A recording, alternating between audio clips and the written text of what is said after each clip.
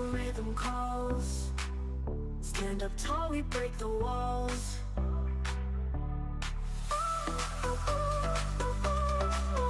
Train it up, train it high. Next gen reaching for the sky. Push the limit, don't ask why. This is how we're born to fly.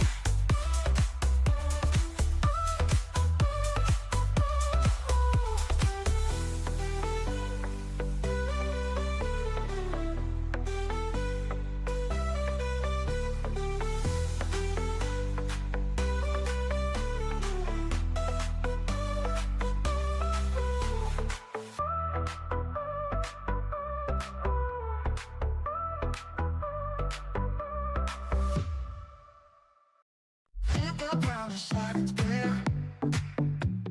Feel the static in the air. Exchange rising, we don't care. About to feel your clinging there. Step in line, hear the beat drop. Body, mind, so we don't stop.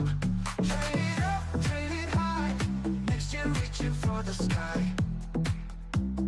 Push the limit, don't ask why. This is how we're gonna fly.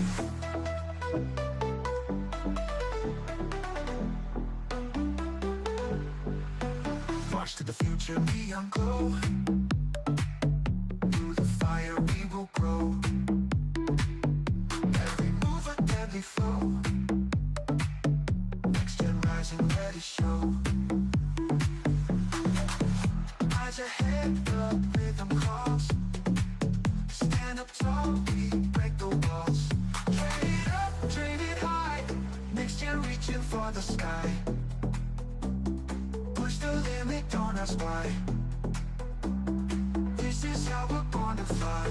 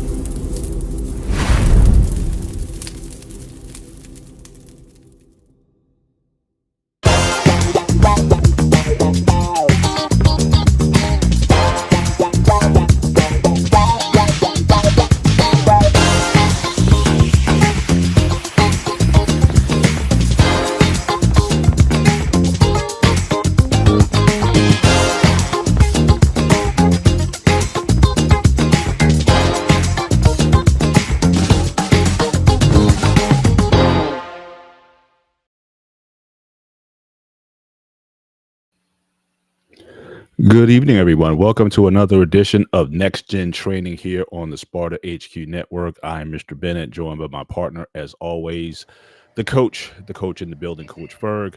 Good to have you guys with us, certainly on this Thursday. Certainly looking forward to certainly an informative show today. But as always, we'd like to check in with everybody. How are your pies, your physical, intellectual, emotional, and spiritual health? But before you do that, before you get into that, make sure you hit the like button, certainly as you come in, and consider becoming a subscriber, certainly to the Sparta HQ Network. Certainly we appreciate any support that you may give us and whatnot. But I want to follow up with the coach who is coaching, and I know he had his parent player meetings and whatnot. So how did that go for you, Coach? What's going on with that? What's up, Brother Benny? Can you hear me? My voice Yes, sound loud okay? and clear. Loud and clear. And it's not as hoarse as last time. So I'm thinking things are Yes. going a little bit easier, given the lack of screaming that you've had to do. I would say it's going a little easier because now I think since the games begin next week is no more need to do as much yelling I don't know. I can't scream, but talking loud as much, because I see what they can do. Yeah, the meeting went fairly interesting today. I expected to get the type of responses from the parents whose players who are giving me the most problems. But other than that, it went fairly well. I got a great parent who's supporting the team. She's doing a lot of organizing of things and getting the girls squared away as far as uniforms. And we have a Hysteria. They call it the Hysteria event. It's almost like colleges when they introduce the teams and, come out, do a little scrimmage, couple of events, so they're going to do that tomorrow. It's going to be interesting. I'm anxious to see how they respond to it. Like I said, we did fairly well at the high school last week. My girls played pretty well, so I was surprised about that. But they did pretty well. Meet with the parents. I didn't get pushback from no parents anyway because I've been communicating with them all along. But I'm just letting the parents know, like, look, some of my players come to practice, man. They don't even practice. Ankle hurt, knee hurt, their stomach hurt. And they just go sit down. I told the parents, they coming, but they not practicing. And some girls talk a lot, don't pay attention to the instructions. Then they don't know what to do when they get on the court. And I had the parent and the player together today and had the player explain to the parent what they doing or not doing. So hopefully, I wouldn't have to have any more about, motivation and participation. And they'll figure it out. But other than that, man, just really quick, man, my physical, man, I had some x-rays a couple weeks ago. They said I have arthritis through my shoulders and my hands because I get numbness down my hands or arm and stuff. So arthritis, and I didn't understand it, but now they're going to do some more. I got a EMG and an MRI coming up in December. Oh, wow. Yeah. And, intellectually, man, just thinking about my next move in life, getting to that, I guess going on 58 next year, I'm going to that, that, I don't know,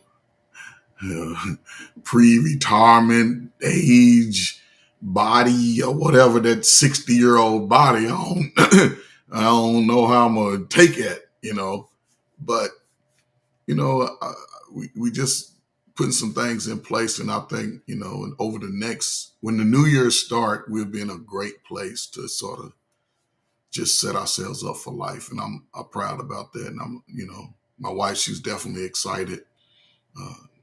I told her good things was going to happen for us all year, and all year good things have happened for us on every side, so I'm happy for that. I'm happy for her.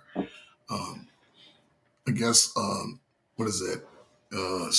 Emotionally, I'm excited. Like I said, I'm happy. I'm excited. I'm excited about the season to start. It's a short season. I just hope that what we're doing in practice pays off in the game. And I'm seeing some girls, man, are getting it. I love it. The 5th grade, the 6th grade, I don't know. They had to figure it out. But the 5th grade, they playing good ball and they okay. But, spiritually, man, I just connected to, my home right now, to the girls that I'm coaching, connected, to the spaces that I come in, especially coming over here at Sparta HQ, man, and kicking it, what I'm saying, and talking about the topics that we've shared.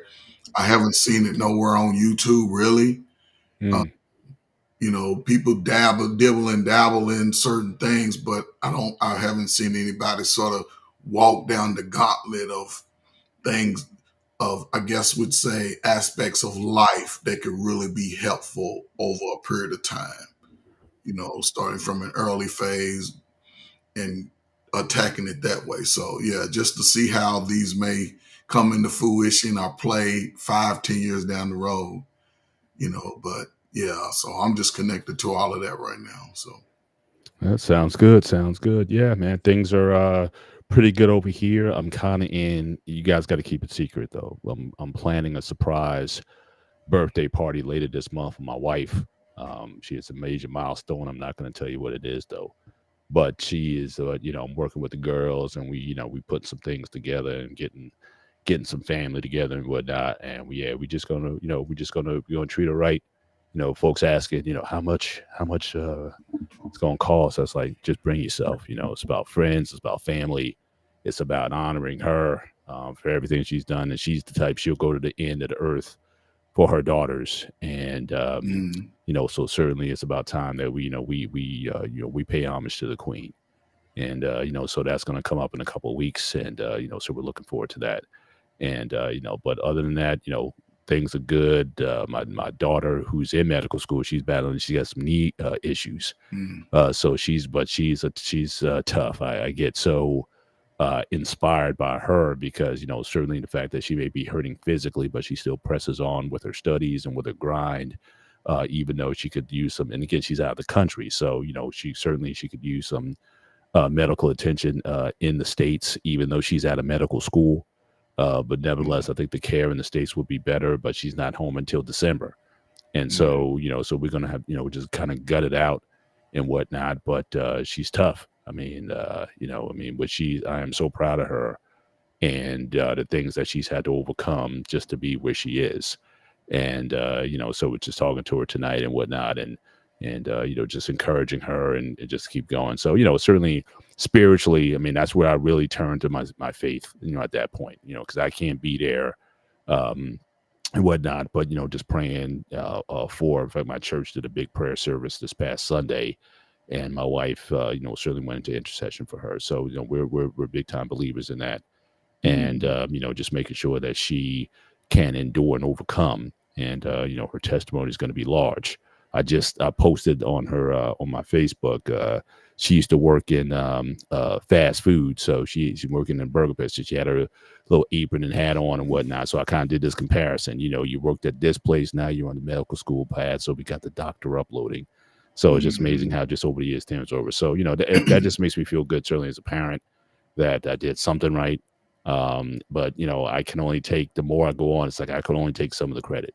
Because I mean, what she's, again, overcoming, she's doing so much more than what I could have ever did. And her and my wife and I ever could do. So that just gives us a sense of pride, and but we're just very much leaning on our spiritual, to be, for God to be with her when we're not there. Physically strong, still doing my thing. My legs are recovering from my Wednesday leg workout, and I'm just staying consistent, man. It's like I said, I went through the finish line. The finish line became the starting line, and I'm just going on another lap. Shout out to Prince Ant 722 in the building tonight. Appreciate you being here this evening. And so emotionally, I'm in a really good place. Just grateful for things, and so just on all fronts, emotionally, very good.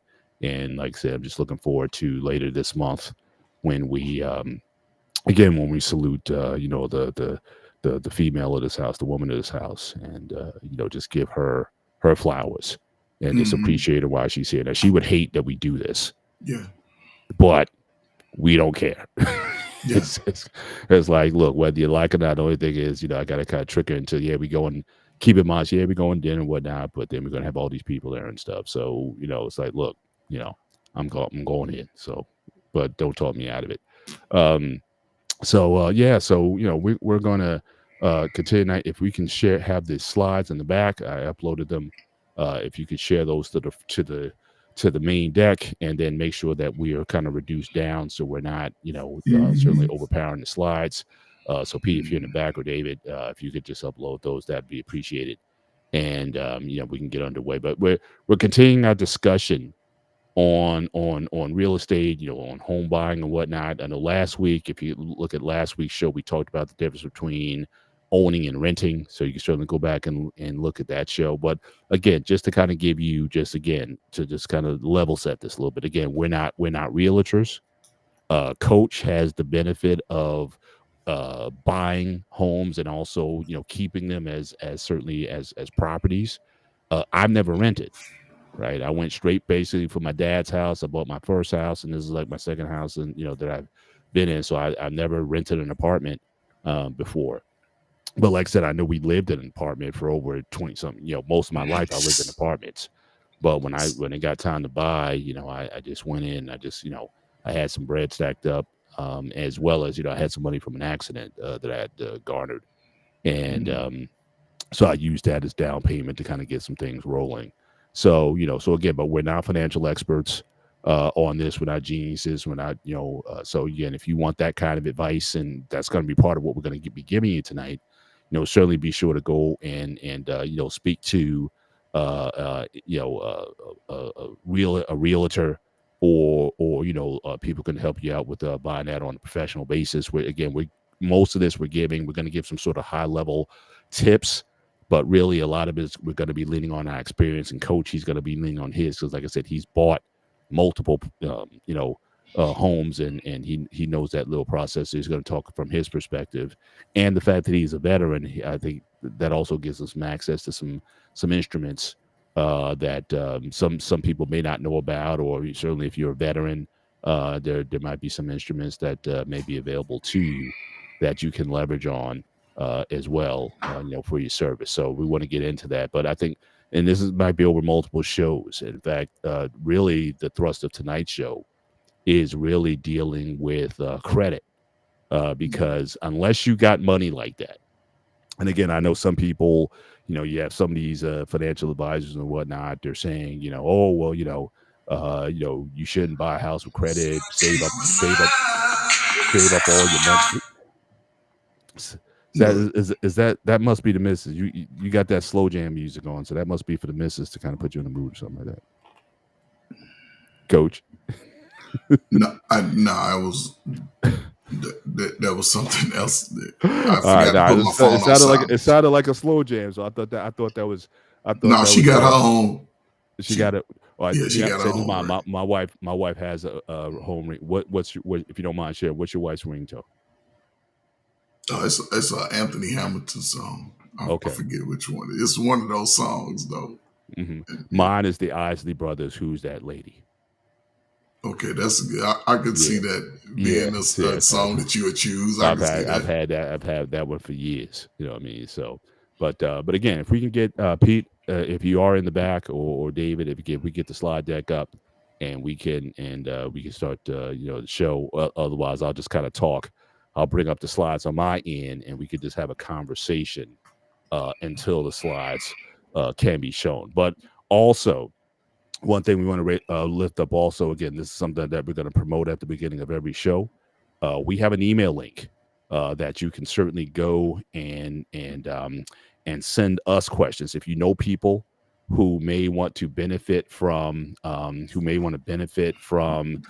advice, we have a link. In fact, I'll put that in the chat right now, so that he doesn't use ringtones anymore. Yeah, straight to the point. Yeah, I got you. But I'm going to put this email in the chat. It's nextgentraining101@gmail.com. So again, any questions that you may have, if you know young people who would like to get some advice on all kinds of different subjects that we talk about on the show, you can certainly go there, and you can they can submit questions. And what we want to do is we want to build out some content based on the questions that we get. So there'll definitely be a sort of more interactive, so we can raise questions, we can post the questions on the show, and then we can share our perspectives based on the questions. So again, I put the email in the chat, so feel free to send it. Certainly for young people, Gen Zs, Gen X, or younger Gen X who may want some advice. Again, we can just share our perspectives, and you can certainly take with it what you do with it. But appreciate that. Catelli's at the building tonight. Appreciate you being here as always. And but yeah, let's get into this a little bit. So I wanted to really focus on credit, because I think sometimes our approach to credit is a little bit skewed in terms of its usefulness. Because I know people, and I don't believe that people should carry on long-term debts. Certainly that shouldn't be something that is there. But using credit or building credit can be a tool that can certainly help you. Certainly when it comes to buying a home, and your ability to be lent money for home or business or other vehicles. And so I'm not opposed to using credit. But again, making minimum payments on your credit cards and things like that, I'm not an advocate of. Obviously, you'll never get out of debt if you only make minimum payments. And certainly you're gonna have to make sure you pay on time, pay full balances if you can, pay down smaller credit debt balances, and then take that whatever you pay off, take that payment and apply it to your next largest payment. That's been a strategy that's worked, certainly over the years. I recommend it to young people all the time. And you want to keep that going, but certainly your credit is going to affect your ability to get loans, which is how most people do it. So I know some people are hardcore. They're like, you should buy with cash and whatnot. But again, few people are in that position to do so. But there are advantages to home ownership, and certainly, like I said, look at last week's show, and they'll talk about what we talk about there. What are the advantages and disadvantages of renting and owning? Because sometimes there is a time to rent when depending on the circumstance of situation. But typically, when it comes to your mortgage options, in terms of what you are able to get, that can mean a lot. So let's say if you gotten a FICO score or Equifax or an Experian and whatnot. In fact, I would certainly recommend that people sign up, or whether you I use Credit Karma, because I know them. They give you two. They give you Equifax and Experian, and so certainly those are things that you can sort of keep up on your credit, to know where things are, to track your spending and your balances and whatnot. So I think that's a useful tool to use. But certainly, when your credit is, say, under 500, which it can be very likely, especially if you're a younger person, you're 18, I just out of high school, or you're in college. When I remember the first credit card I got back in college, they gave me a $500 limit. And I used it. I mean, I used it, but I was always good about paying off debt and paying it off early. But so it's a good way to, certainly to build up that credit history, because basically what your credit card is saying to banks and other lenders is that you're very good at managing debt. That's what it is. Now, some guys don't like debt, but certainly banks, the way they look at it, that's their business essentially. So they like to see that people are good with handling and maintaining debts, making payments on time, having a long history, don't have, no defaults or bankruptcies or late payments and things of that nature. So again, those are things that can really help you. But when you're under, say, 500, your options are going to be limited, or but it's not a death knell per se, because depending on your situation, you might have had a bankruptcy early on, or some sort of financial situations that you've been able to clean up over time. There's a process that's in place right now, and I don't know, Coach, if you're familiar with this, but there's something called an FHA, especially for FHA, for the surgery, which is good for first-time home buyers. There's a manual underwriting process that a lot of FHA-based entities will use. Because what typically happens now is, like, you apply for a loan, especially now, you do everything online. You apply for a loan, and they check your credit, they take your social and they check your credit and all that. And it's almost like it's an instant. Yes, this person's approved for a certain amount and interest rate, and no, this person isn't. But a lot of that process is so generic, it doesn't go into the nuance per se. You may just get something back that says, if you've ever applied for a credit card, they may, you apply and they get back to you a few seconds, says, yes, you're approved for a certain amount, or no, you're not approved. It doesn't go into the details or the nuances of your situation. And so because of that, you may be turned down for certain loans or whatnot, especially if your early credit history wasn't very good. But a manual underwriter, they're going to go into details, and they'll make sure that there's certain. Now, you still got to meet certain parameters, like your debt to credit ratio has to be good. Certain things have to be there. But Coach, while we're still, again, I'm not sure if we'll be able to share these slides tonight, but certainly talk about since you bought that first time buying experience for you, and what were some of the takeaways that you have gotten from that experience that you can certainly share with folks? And I can share a little bit of mine, but let's have a conversation around this. And what was your credit looking like around those early years, and what kind of things did you do to try to build it up? It's crazy because when I got out of college in the early 2001 is when I graduated. That's when I started focusing more on my credit, right? Hmm. Making sure that my credit was acceptable enough to be able to get what I wanted. And I was single, and I was like, well, I could get a house here, but I may not be here. And that was my mindset. Like, don't buy a house too early and be committed to that location when Mm. I know my positions could move me around the country. And I was Right. always open to going places outside of, like, I didn't want to go to California. I've been to Texas and Louisiana. I didn't want to go to those places, but like anywhere on the East Coast outside of, the hurricane zones, I was open to, right? So I was like, don't want to commit, but I always kept and I didn't have a lot of credit, right? So my score lingered around 620, 615, somewhere around there, right? Hmm. Because I really didn't have a lot. I didn't have a lot. I had a Visa card. I didn't get hardly any other credit cards. I was a single man. I didn't need that.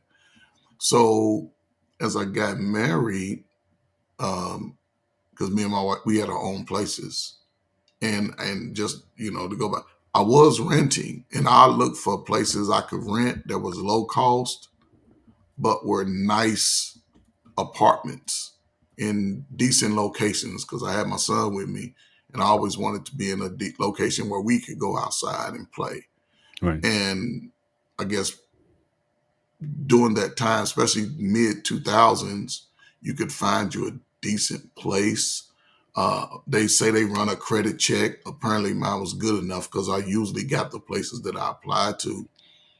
But once I bought my first property, and I got lucky because I didn't buy it until I got married. That's when I bought my first property. Within the first 6 months of us getting married, boom, we got our first property, and we found it. And once I added that extra, tens of thousands onto my credit account, then my credit score jumps 50, 60 points. Hmm. Now I'm close to 700. And I'm like, Hmm. okay, so, and then my wife, she's a stickler for paying bills on time, and she likes to handle that. Her numbers game, she can do it in the top of her head. Boom. She know I'm good at saving money. She's used to find money. You got this money? Yeah, because I can save money. Like, I've been doing it for all my life. And once I got married, then I'm looking at, okay, I can use credit as a leverage.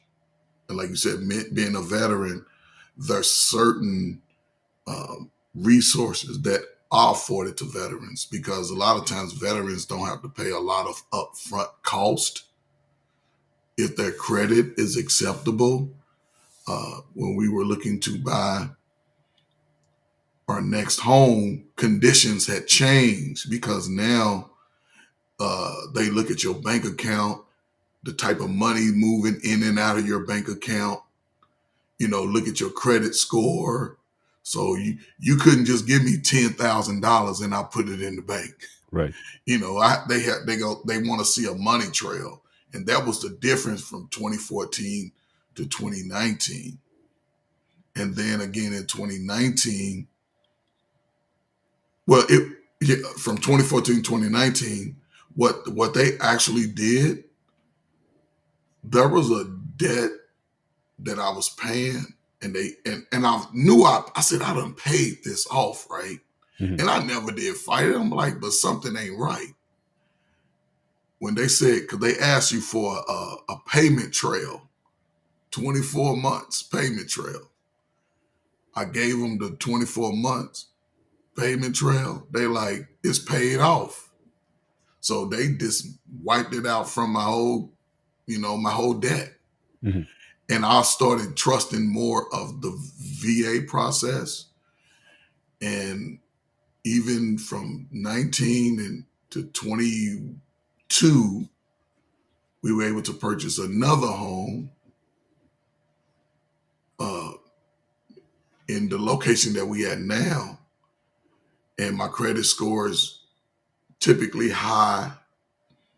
But I do learn, and I'll say this.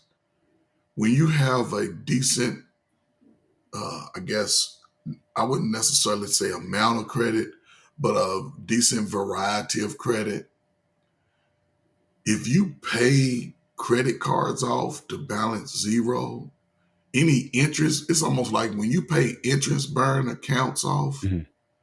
your credit score drops 15 to 20 points. Mhm. Right, because what it So, does is so let me share this. So when we're talking about credit, um, so this is like the main profile of it. So you see here, 35% of your credit score is based on your payment history. So again, mhm, making your payments on time is important. Your debt to credit ratio is also important. So again, the lower that debt is overall versus your income, you're much better off. Your credit utilization, if you base all the credit you have, you can keep your utilization under 10%. I think that's good. But there's another thing here that's also here again, your length of credit history is also important. So a lot of times when you pay those balances off, or if you end a card. So again, for a lot of people, it's like, yeah, I paid this credit card off, and I'm gonna just cancel the card. But what that does is that hurts your credit score because that could be up to 15% of your credit score. So again, they want to see that you have a long history, minimum of 6 or 7 years or more, that you've made payments on time, that you're stable, that your income is stable, and that you've been responsible over a period of time is important. And then new credit, I mean, your ability to get more credit, because again, that's going to increase um your ratio. That's going to make your debt utilization smaller if you have access to more credit. So if you have access to over $100,000, but you only got maybe a couple $1,000s out in credit, that's 2%. So, you certainly are, that's going to look favorable as well. So yeah, a lot of times, the idea of paying off cards, and I know that's a goal for a lot of people, and then get the scissors out and cut the card. That's like an image that a lot of people have. But again, if you know how to use credit properly, the utilization of credit, again, paying on time, keeping balances low, not necessarily zero, or if you make it to zero, go ahead and use it again, but just pay it off. And these days, with a lot of cards, they give you a lot of benefits. So again, if you travel, like, if you get, so I when I did all that travel over the summer, coach, I opened up a credit card with the airlines, and I got free. I got 60,000 after a few trips. I got like 60, 70,000 miles in travel miles just from using the card. Plus, I mhm, I I get perks like when boarding. Like usually, if you just buy a ticket outside, you in group 5, group 6. Well, when mhm, you purchase with the card, you move up to group 2. mhm, And so I don't have to worry about running out of over cabin space to put my bag and all that stuff. I'm in there before basically anybody else. yep.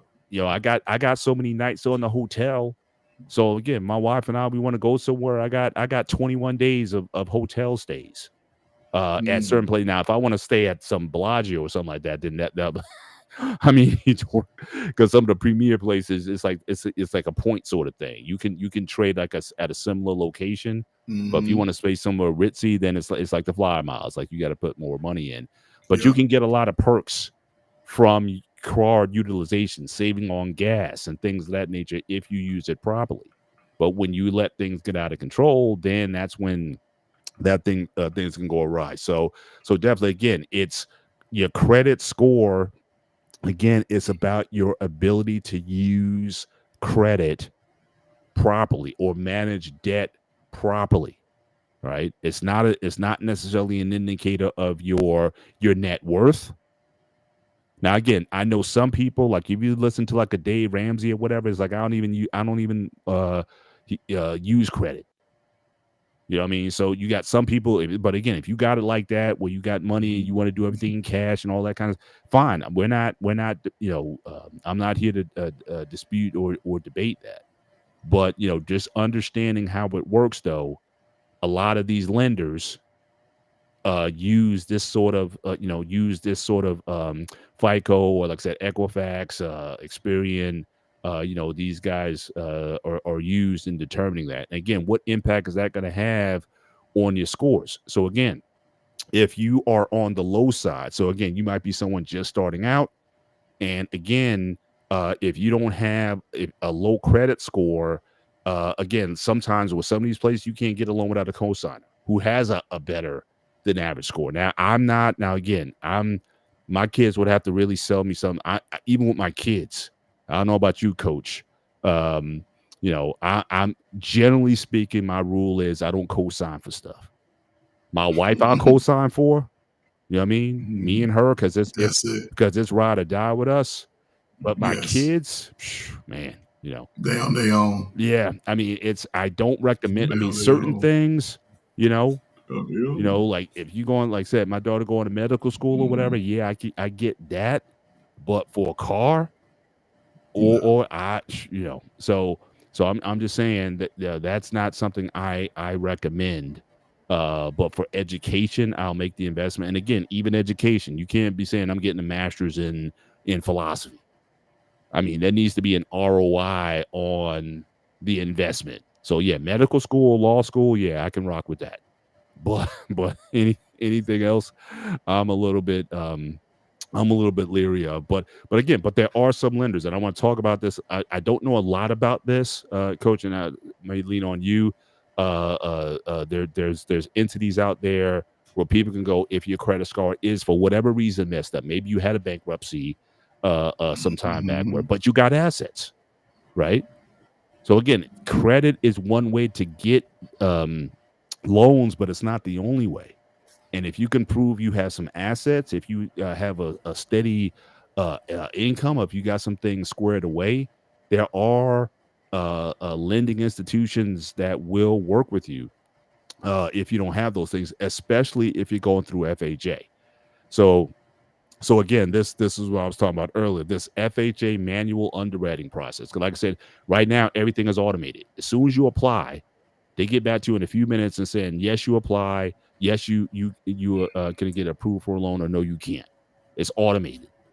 But if you go to an experienced underwriter who's going to look into your financials and you have an opportunity to explain your situation, because if you, like I said, if you ever apply for a credit card, something online, they say rejected. They don't tell you why. And so a lot of times when you're with these, when you go through these manual processes, they may be a bit more strict in terms of what's required, but again, they can take a better picture of your financial situation. There's people you can buy a home with a 500 and under 600 credit score, especially if you go through FHA. There's some rules though. Typically, with an FHA, when you have a credit score in this range, you got to have at least 10% down. And again, the lender has to be approved for FHA Fair Housing Act. And again, that's a government-backed subsidy that allows, especially for first-time home buyers, it gives them an opportunity to buy a home. So I know, Coach, you said you were around 600 roughly when you got your first property. FHA is certainly one of the vehicles or one of the instruments that can be used for people if certain conditions and criteria are met. And again, this is not to go into that. You can find that there's several YouTube channels that talk about the underwriting process and one of the rules. I think the big takeaway I got from it is your debt to your income ratio has to be like between 38 and 41% of your income. Now, the sweet spot for me when it comes to debt to credit ratio what I've always been told is about anything under 30. So 28% debt to income ratio, you're going to be pretty good when it comes to getting the best options when it comes to mortgages. But with these, if you have a lower credit score, the criteria goes up. They work with you a little more, 38 to 41% debt to income ratios. Um, if you go up, so where a lot of people are, so again in the 600s, again you start to qualify for FHA, same FHA loans, but you only have to put 3.5% down. So FHA, there's a type under a certain amount where you got to put down 10%, and there's some when your odds get better, you can get around 3.5% FHA. Now, Coach, did you go through FHA the first time? Yeah, pretty much everything I do, I go through the VA. I don't go through any other lenders outside of, what the VA is going to offer, Mhm. because they're always going to give me the best interest rates, going to give me the best everything. We don't have to put any money down. I've never had to put money down. I've even gotten some money back. Yeah. But yeah, again, for most people who go to buy a home, I don't think that they really understand the value of their credit initially. And they sort of go about making those type of purchases sort of it's almost backwards, right? Yeah. Because you can get a $50,000 loan, but it's very difficult to get a $250,000 loan for a home. Yeah. Because they look at your consistency, like you said, they're looking at your history over time. And if they see you have bad, history of not paying on time, and it's showing up on your credit report as a flag, Right. then you might not be approved. Right. Or just in these, predatory lenders outside of FHA, they may give you the loan, but your interest rate is going to be one of the highest on the market. Yeah. So if you, are looking to purchase a home, the home may be $230,000, but you end up paying like $500,000 before it's over. Yeah. So Yeah. check your credit report at least a year before you think about buying a home, and make sure you eliminate a lot of those small debts early off. You don't want to be having a $250 debt on your credit report that you could have paid off in 2 payments. But and don't make any large purchases. Yeah. Do not make any large purchases before buying a home. Gotcha. And another thing also, and then this is one thing I do hate about credit though, because if I go back to that profile or that breakdown, hard inquiries stay. Now there's soft inquiries and then there's hard ones. Hard inquiries is typically, again, if you're thinking about a mortgage or a car or something like that, those can stay on your credit report for about 3 years. Now all those other things like late payments and stuff, that can stay on your credit up to 7. But again, hard inquiries though can last as well. But I don't understand why. I've never quite figured out. I'm just looking. It's not like I got the loan, but just because somebody decided to go in and do a hard inquiry on my credit just to see if I qualify, and I'm just shopping around. They say those hard inquiries can stay on your credit on your credit profile as well. Again, I'm not sure quite why. Because what if I am looking for something and I'm just exploring my options? I should be able to be allowed to do that without it adversely affecting. It's not a major percentage of your credit history, but nevertheless they do show up.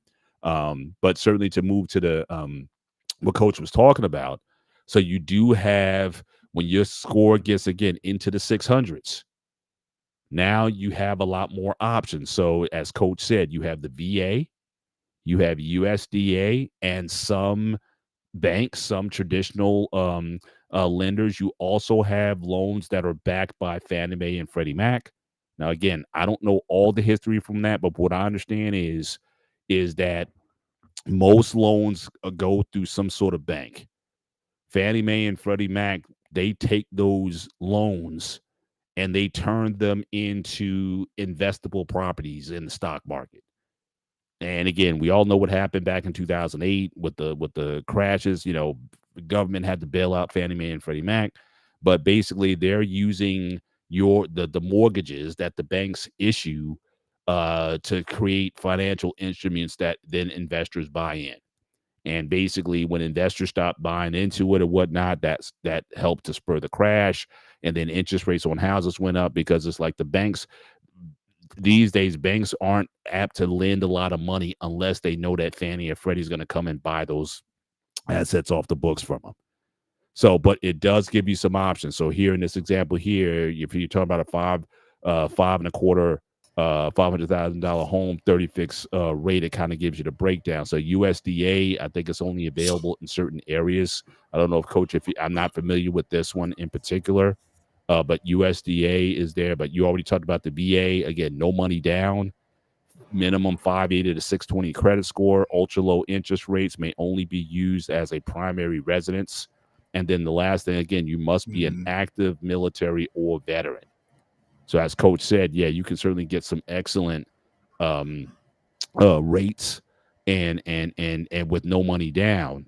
Certainly, if you get it through the VA, and that's an option for you. But certainly, you can certainly look into the USDA if that's an option for you. They say the average home now is about about 340,000 across the country. Yeah, it's about 340, But 350. in this area, forget it. My area, you don't even look unless you talk about 650, 700,000. In my area, Yeah. I'm in the New York tri-state area. Yeah, it's mad expensive. And I was hearing something earlier. They were talking about now it's like the average age of people buying their first home is that the age is moving up dramatically. Because again, Yeah. just trying to get the money together to save for that down payment or what have you, it's becoming more difficult for people. Some people aren't getting their home until 40 years old.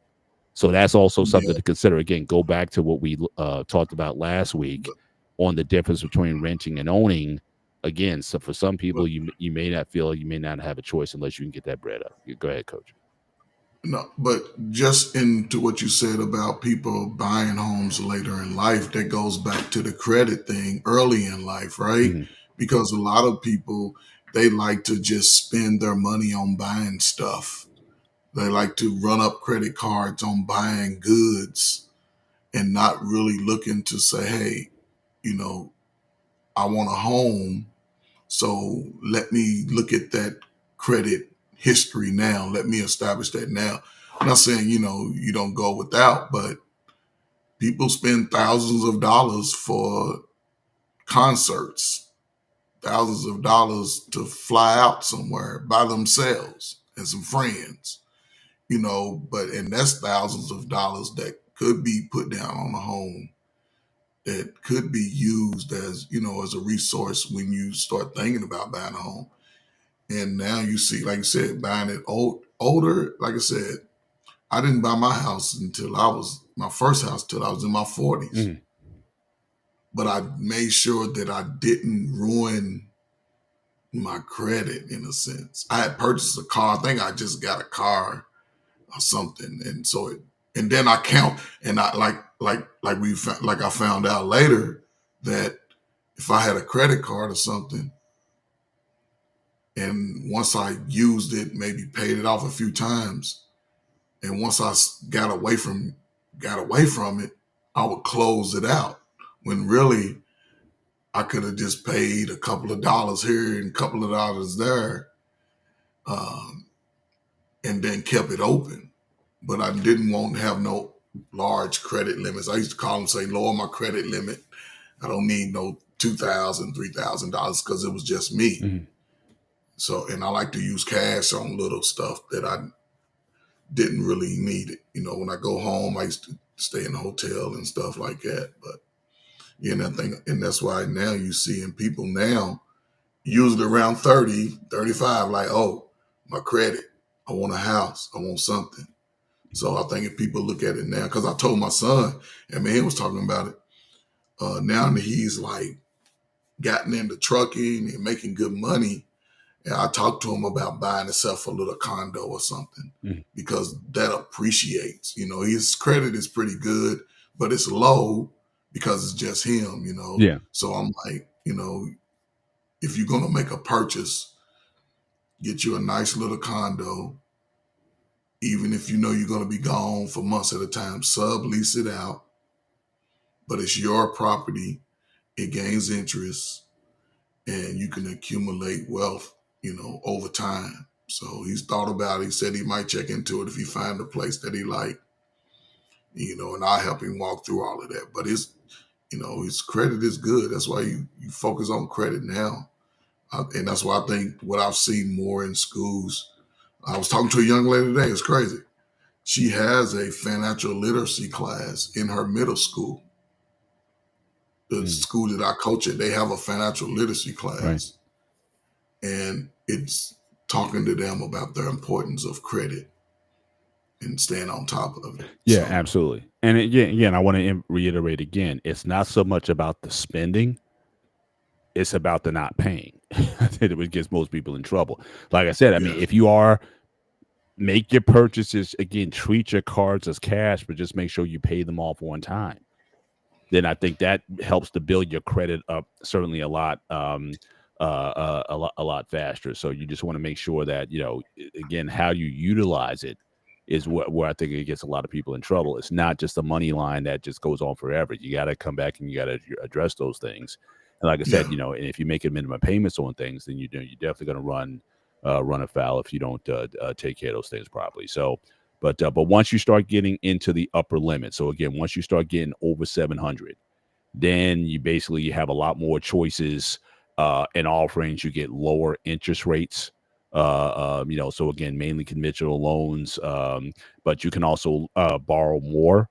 Certainly, with a higher credit score. So again, more available to lend at the lower credit scores once you get there. But once you start getting into the excellent areas, then basically the world's your oyster at that point. So you can put down now some instances, you put 20% down. Some people put 3% down, but you can still get a decent rate. Now, again, these numbers obviously are not what it is today. I mean, we all know the last few years, interest rates have certainly risen quite a bit. I did a refi on my house a few years back, and I was able to get it down a lot lower at that point. But since then, it's gone up a bit. Because I was thinking about doing it again. This guy was like, "Nah, keep it right where it is, man. Because that interest rate is not coming back for a while." So I don't know, how low yours was, but it was once up to like 7%. Yeah. High 7, almost 8 for some. Yeah. It went down. Maybe last year it went down. And then it just recently went down. They just lowered it again. Yeah. So now, you can get a pretty good rate. If you are interested in getting any type of loan, home loan, car loan, now would be a good time to get in and get you a good rate and get locked in. I read this too, that over the course of the last 2 years, homes were not exchanging hands as often as before. Mhm. People were not selling homes. Even builders were not even selling homes because, again, with the interest rates and the uncertainty about financial situations in a lot of homes, people were just sort of staying put in the interest rate that they were. But now, just recently, the interest rate has dropped, I believe, a whole point. Mhm. The crazy part, the VA lenders, when the rates drop, they call you, "Hey, rates have dropped. Would you like to lower your rate? Save you some money?" And it sounds good. You know what I'm saying? Anytime you can do it, I would definitely take advantage of it. Because each time they drop it, whether it's a half a point. Yeah, every point is like could be several $100s. Yeah, easy, several $100. So easy. Yeah, and that's something, again, if you don't have access to a service like the VA that will do that for you, again, always be looking. Like I said, never just settle for what you have. It's okay to shop around, or especially with the institution that you're already with. Hey, I see you guys dropped. Hey, can I do can I turn this around and whatnot? And you just don't think you got to be careful of is what kind of fees they're gonna want to charge. Because again, every transaction, somebody's gonna underwriters make money, all these guys make money off of these things. So you got to make Yes. sure you don't basically you do almost like a parallel move, right? You don't improve your situation, you stay right where you are because what you thought you might have saved, you might have spent that in closing costs. You know, for that particular move. But yeah, but definitely shop around, and it's okay to ask around when it comes to what the current rates are. But once you get here, you can certainly get again a lot more choices and whatnot. Now, I think that certain loans like FHA, I think if you're too good, or if you make too much money, I don't know if there's some of those FHA loans. I don't know if they're dependent on your income. So if you make a high income, I don't know. There's certain loans you may not qualify for, or for those interest rates because of that. But they're basically saying if you're making that kind of money, you don't need a VA, or you don't. Well, VA would just because your service you would get it. But I'm saying like for an FHA or USDA, there might be some income limits that they may block certain people out of. They want to keep it for those who are looking for something affordable. So those people may be excluded for it, but we definitely want to spend some time because after this, then everything else is kind of academic. I mean, Coach gave me I took a lot of this from some slide decks that Coach had sent me earlier. So I'm just kind of taking from those and kind of highlighting. But once you get this together and kind of know your situation, then a lot of the steps are going to be academic after this. Next step here that I have listed down. Yeah, again, we talked about this earlier. Okay, get a handle on your debt to income ratio. So you're going to have to, because that's going to go into the loan application process should you decide to go that route. So again, you want to shoot for the sweet spot from what I've been, my experience, under 30% utilization. So again, your debt shouldn't exclude that. If the money you're making, if half of it's going out in rent, then basically what they're saying is that you're going to be in a very vulnerable situation. What if you do lose a job? Then you're going to be in trouble. So you want to be in a situation where again you want your costs, your expenses to be low relative to your income. So when we talk about again living within your means and that sort of thing, that's important. Now, what also helps is, especially for younger people, being married. Especially so if you're married, if you have two incomes, then again that can help your overall debt ratio. Certainly being married, that's an advantage. You might I'm telling some of these young people all the time, and you by yourself, you might be making $40,000-$50,000. And that may not be enough for you to move out and get your own place. But if you marry someone and that person's making $40,000-$50,000, now you got $100,000 home, certainly income that you can do some things with if you're serious about wanting to build together. So I wouldn't dissuade younger people from getting married because again, having that, especially if both of you guys are working, it gives you options. But if it's just you and you just living paycheck to paycheck like that, yeah, that can affect your debt to income ratio. So again, you may want to look at that. But Coach, your thoughts on that? Something just back from the previous slide in reference to veterans, right? There's a lot of veterans that make a lot of good money, and there's really no, limitations on the loan amount.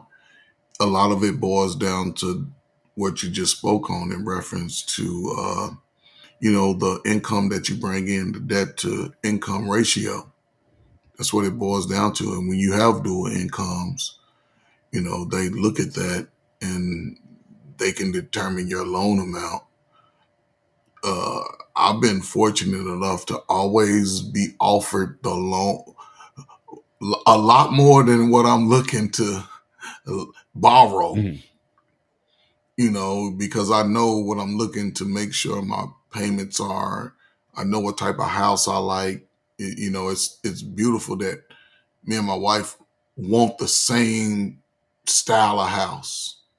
we want the same style. There's certain things that I'm willing to downgrade from. I'll go from a 3-car to a 2-car garage if I can have everything else. So I don't mind even in a home, just if it's an unfinished basement, because I can finish it at a low cost. But just understanding that, like you said, the 2-income part, I don't think most people really take that serious when it comes to the power that they could obtain, in forming that union. I wouldn't recommend it if you're not married to somebody going in. Yeah. on Oh, a for home. sure. I Yeah. wouldn't Yeah. recommend No. that. Yeah. But I've seen people do that, Right. not be married and purchase a home together. I wouldn't recommend that, because if you are married, things go wrong. Sell the house, split the difference, and keep it moving. Yeah. But yeah, so that's going to be a fork in the road for a lot of young people when they looking to go purchase a home. Being able to do it by themselves if they have enough income, even if their credit is 800. And most people want to purchase a home in a nice neighborhood. And if you don't have the income to the cost of that home, then you may not be able to afford it. But if there was someone else who's fairly responsible with their credit, then y'all may be able to work something out. And because most people who have good credit tend to care about their credit. They pay their bills.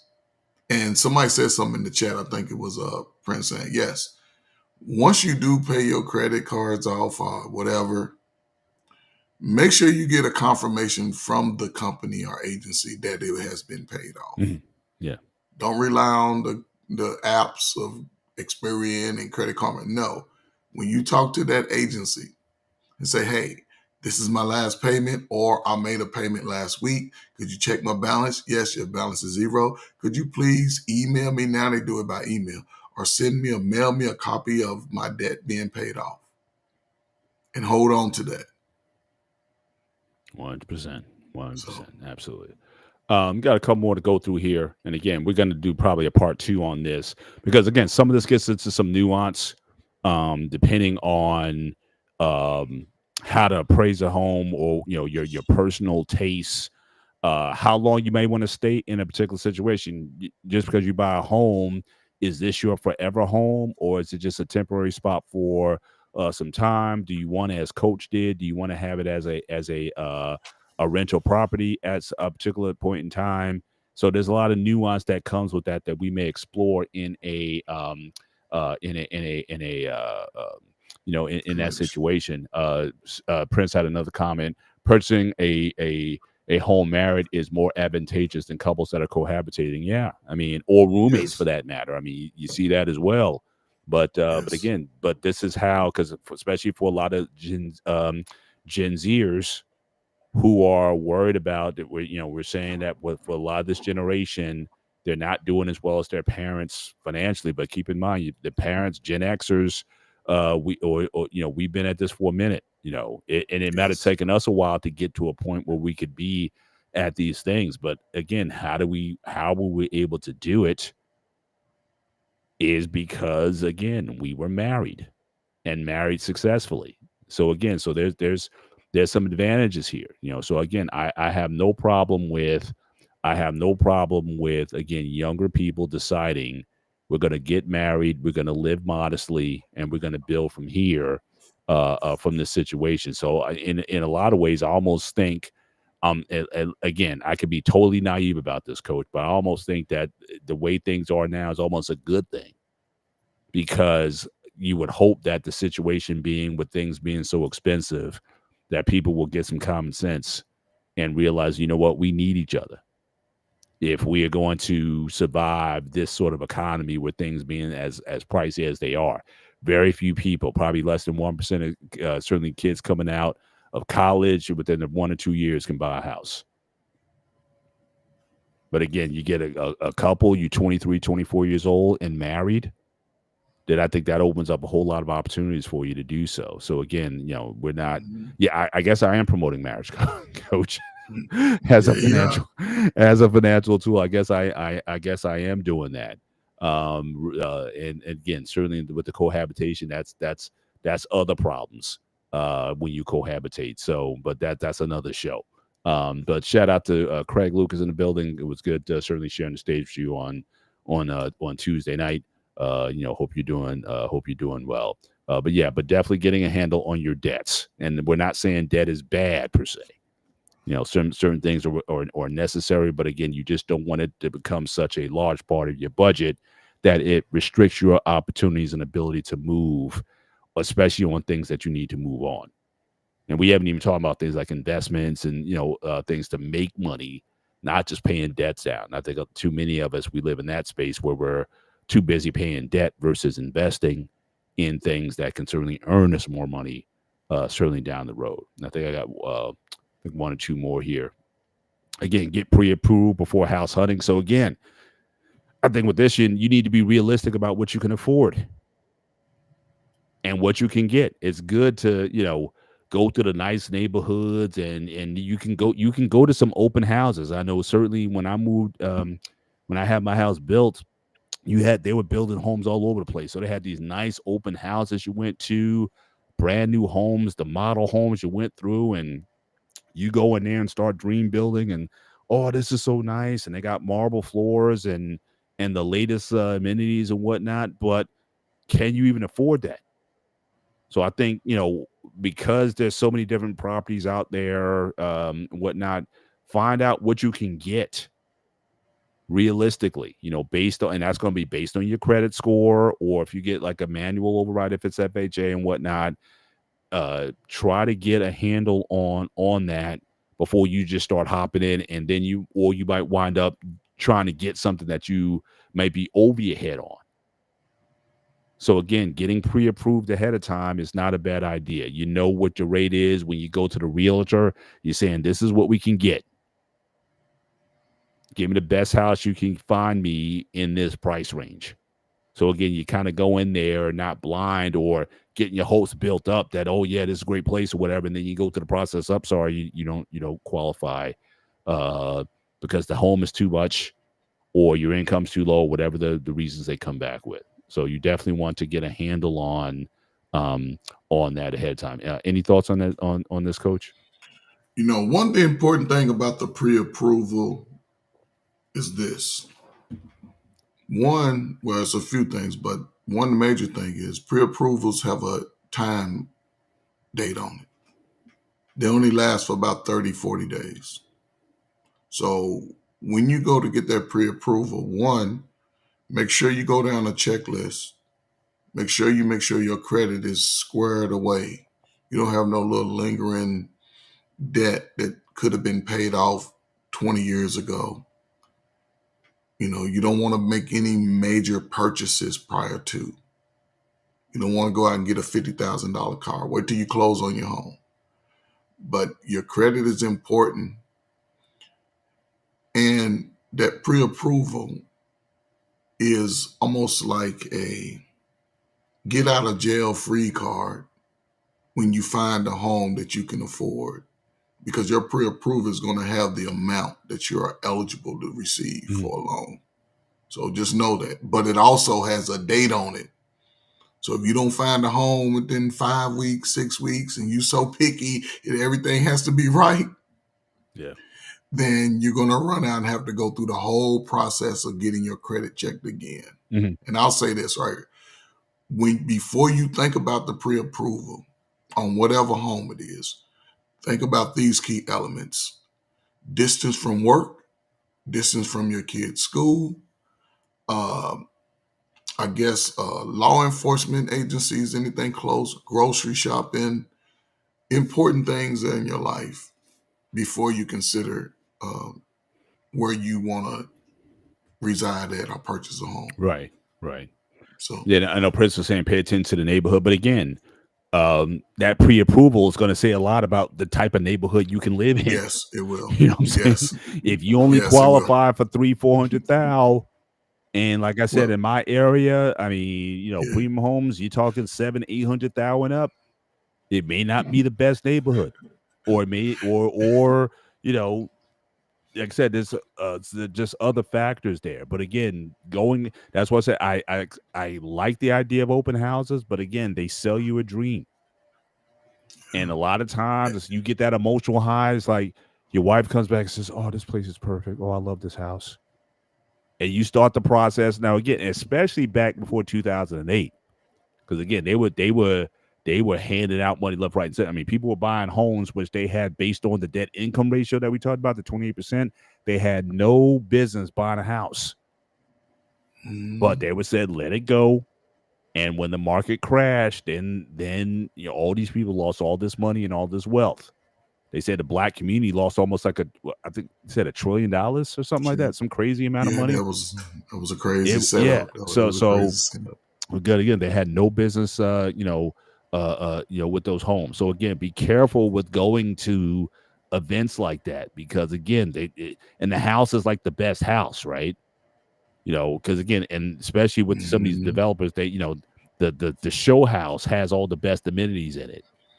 So they give you a range and say they say on the ad, they say starting at 700,000. By the time you put your options in, you could be close to 950 before everything is said and done. So again, it's nice to go to them. It's fun, but you got to be very it's the same thing. It's like those people who go to those timeshare presentations. So yeah, you know what I mean. So Brother Bennett, yeah, just you speaking on that, me and my wife are doing exactly what you're talking about. We went to an open house last weekend, and like you say, in your area, a nice home would be 600,000-700,000, right? Where I'm at, you can get a solid brick home all the way through full basement, 2-car garage for about 400, 440, 450. That's what I'm seeing new neighborhoods, and me and my wife has found a home in a neighborhood that we like. And this is in Louisville area, or it's in southern Indiana, Louisville. Louisville's 5 minutes across the bridge. Gotcha. It's very rare that me and my wife agree on something at the same time. You know, and the fact that I saw it because I was doing some work over in this neighborhood. It was not long ago, just in the last 2 or 3 weeks. And I took over to see the homes, and she was like, "Yes, this is where we're going to have our final resting place, because we're looking for our final home that we can just unpack all the boxes, unpack everything." Yeah. So this is where we are, and we looking to hopefully, if things go right, I may be moving from this home where I'm at, which was a new home when I moved in 2023. It was 2023. And then we're looking to purchase our next final new home within the next, hopefully before the new year. As far as that nursing home. Dude. No. Always has something. But it's in a nice neighborhood. It's close to everything. And yeah, I'm excited, man. So what do you plan to do with the old home? You selling it, or you we're going to sell it. Okay. Yeah, we're going to sell it. Okay. And see, the rules have changed since then, because in 2022, it was 23 when we moved here, we could take care of our home, our old home, and then we could still purchase the other home while we were selling the other home, right? Now it's a little different. They want you to sell the current home and then go into the new home. Right. We can take that overhead, because they offer, we like, no, we don't want to have almost $1 million tag on our head for 2 houses. Yeah. We'll just do what we have to do for one. Yeah. And we meeting with a realtor this weekend. He's going to show us some neighborhoods, because we only looking at new neighborhoods and new builds. We're not looking at no pre-owned homes at all. Yeah, every day. And I gotta tell you, that's probably one of my biggest weaknesses. Another reason why I say don't go into a like an open house or something like that. There's nothing. I haven't found a fragrance. I haven't found a scent tree or whatever. There's nothing that smells like a new home. Nothing. Yeah, absolutely. That fresh cut wood, that cedar wood or whatever, you walk there, that smell, that new, like there's a new car smell, right? We all know what that is. And they haven't been able to replicate that. You know what I'm saying? But then there's a new home smell that's just, I mean, intoxicating. And if I could, if they came out with some fragrance that I could just put the plugins into the Glade plugins or whatever that you could plug into the wall and get that new house smell, I would get every one I could fit in my car, because that's always something I just love the smell of a new home. Like I said, the model homes and whatnot, always a thing. I think Pete asked a question. So if you sell a home and you're still trying to buy one, where you go live, I think that's his plan. Yeah. Yeah. That's the tricky. Like once we have a buyer. So if y'all know anybody looking to purchase a home in Southern Indiana, I have a beautiful home. Listen, I got 2 75 inches up. I can keep them here. And now new homes don't even have appliances, but yeah. So I got appliances. You got the latest. We're gonna leave wash and dry. Hey, Coach, next show, you might as well send me some pictures. I'll put it into a PowerPoint slide if you want to advertise your home on the next show. Just give me some pictures, and I'll put them up, and we can do a virtual tour. I got a fenced-in backyard. I have a walkout basement, so I got a deck up front. Walk out, you can relax on the deck, and you can come out the bottom. Yeah, man. Pete, it's not the same. Just like they got new car air freshener, it's not the same. It's not the same. It's not the same. Yeah, the formaldehyde, like with a new car, that leather or that formaldehyde from the fabric, whatever, you can't bottle that. At least they haven't done it yet. I've tried those new car scent trees and whatnot, and it just smells like chemicals. They haven't perfected it as of yet. So no, carpet's still fresh, everything's still fresh. The dashboard, they haven't got all that dust in it yet. Yeah. So that's I'm just inhaling. Like last time I rented a car. I got I think from Avis or something like that, and the car only had like 4,000 miles on it. And I get in there and I'm just like, it still had the fragrance on it. It's not like they had cigarette smokers in there and whatnot. In fact, I think they're banning that now. You can't really smoke in these rental cars. Not rental cars anymore. No. They're taking that out, or they'll charge you if you do. But for sure. But the last point here I want to make tonight is, again, and Coach talked about it, again, an experienced real estate agent. But this is things are a little bit different today because you got these services now. You can list your house on certain things, but again, they're still going to work through a realtor. All it is a hub for realtors. You know what I mean? So if you go to, I'm having a brain freeze right now. Some of the online spots that you can go and you can even look up what Zillow. You can look up what your house is worth. Realtor.com. Exactly. Yeah. So you could some people choose to kind of try to move the home by themselves. Or whatnot, or to purchase a home, because again, now you go to these spots and again you got all the pictures and you can look up a lot of information on your own. If you don't want to deal with the hassle of that, you can certainly go to an agent, but I'm not going to say that an agent has to be part of the process per se, especially if you know what you're doing, if you know what you're looking for and whatnot. It's but certainly for a first-time home buyer, I would definitely go through an agent. And preferably, I still prefer referrals, someone who's worked with an agent. So someone who can call and get info on this, hey, how was your experience with them? Again, a lot of these websites, again, and the thing I really don't like is when you go to these spots, it's like everybody knows that you went there and then you get a ton of calls.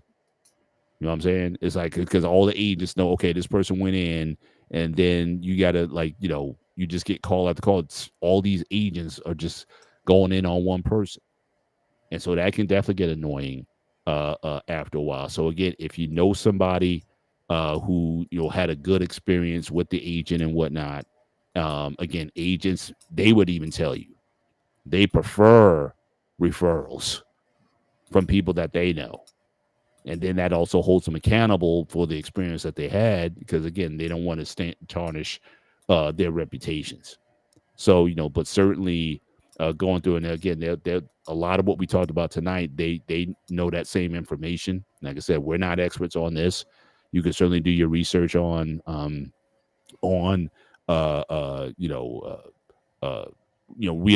and they'll fill you in on certain information, but you want to this is something that I may put maybe a little bit of a question mark on this, but I say for a first time buyer, try to find somebody who you can trust, that you can go to, and they'll give you a good experience. So how was your experience dealing with agents overall, Coach? Uh, you know, typically, I go with the agents that go through Veterans United is probably the number one lender of loans to veterans.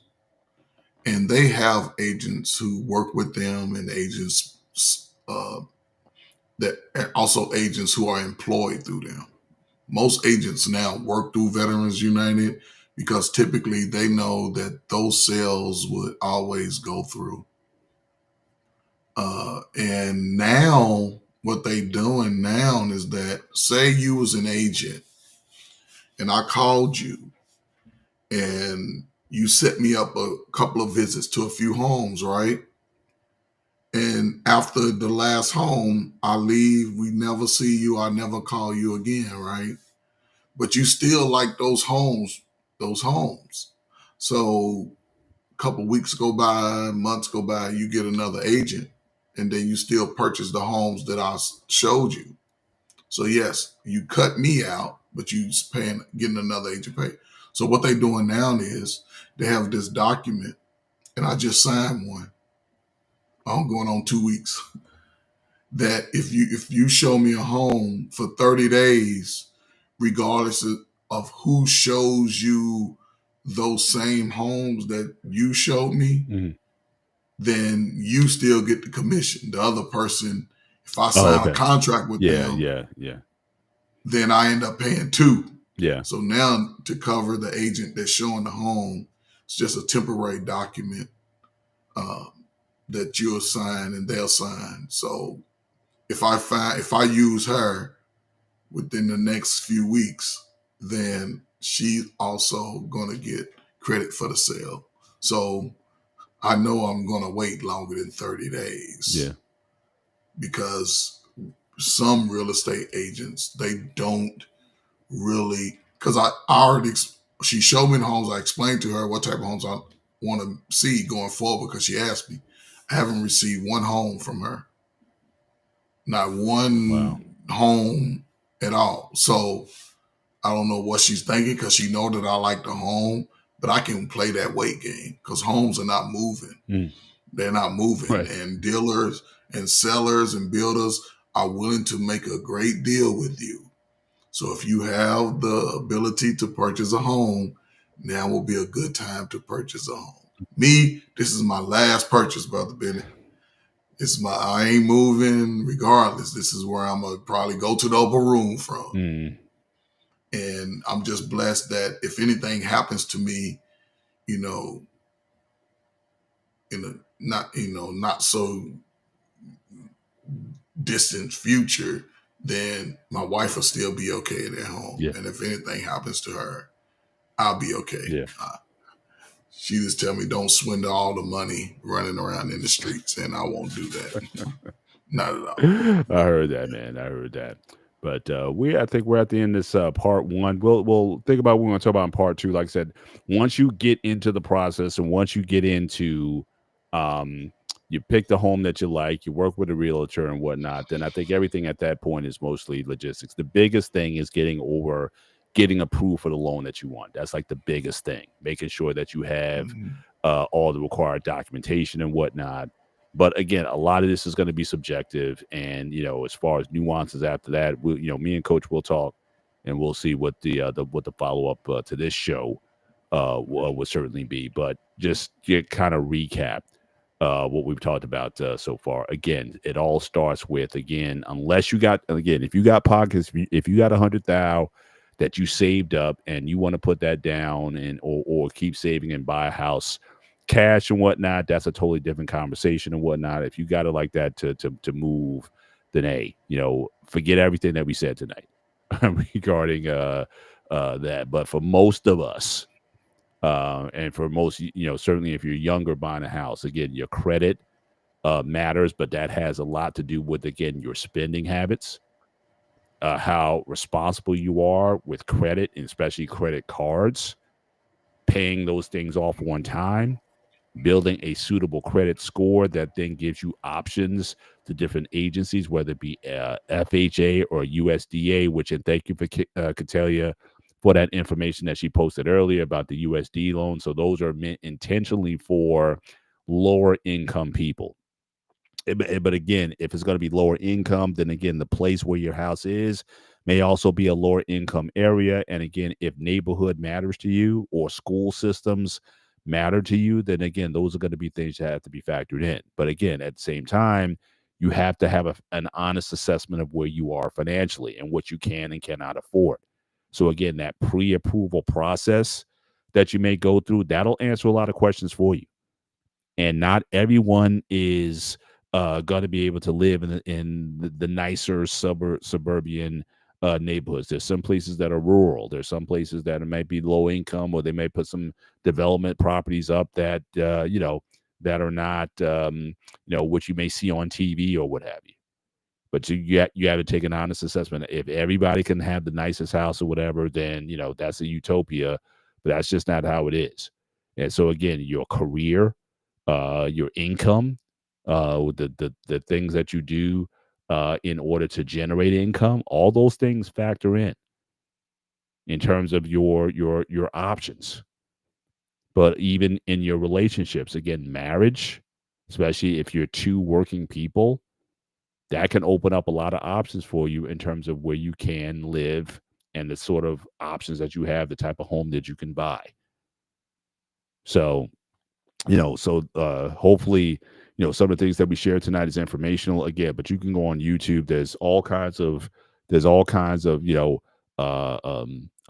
YouTube channels and whatnot that explain a lot of these things. If you want to know what the difference is with an FHA versus Fannie Mae or Freddie Mac and those instruments, they got videos that'll teach you all of that in a much more thorough setting. Again, I think this conversation is more, again, based on our experience in home ownership and the home buying process that we went through is really, sort of the perspective that we get here. But, you can go to other sites and get more technical as far as, what kind of knowledge and information is out there. But it is a major decision should you decide to go in that direction. And so on the next show, and it might be our final show on this particular topic, owning versus renting. Now, if you decide to buy, the process of purchasing a home, and then we may go into some details about maybe home maintenance. What do you need to do to maintain a home? Maybe we can go into that in the last installment of this. But Coach, certainly as always, I want to thank you for this information because again, I drove a lot of the presentation based on the slide decks that you and the materials that you've given me as motivation, or certainly give me the ideas to come up with the slides. So I want to thank you for that. But any last words on your end on this part one of home ownership as we close out the show? I mean, listen, man, just in the information that being provided and, just being able to just be a part of, continuing my mission, man, in any capacity, I'm always appreciative of that in any way. I have a channel. but my channel is similar to this, wanted to put out information that could help people. So, and I understand the longevity of it, and I understand outside of, YouTube, someday somebody's going to run into our videos, and hopefully they gain some knowledge that can propel them to a better space in life, financially, emotionally, physically, and spiritually. So, yeah, man, it's pretty much it, man. I don't see a lot of channels tapping into the subjects and topics overall.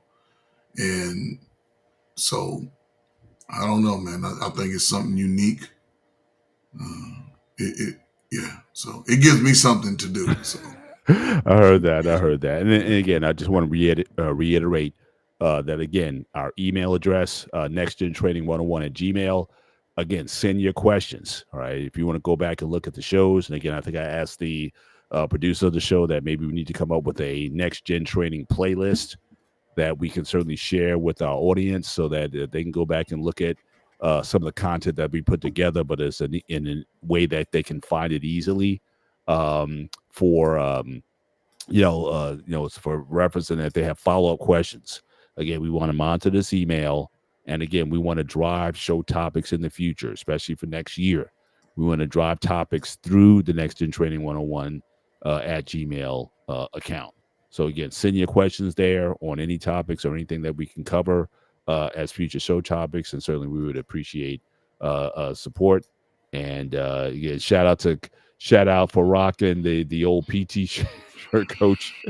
So again, appreciate Prince Ant 722. Appreciate you being here tonight as we start to land this plane on another edition of the show.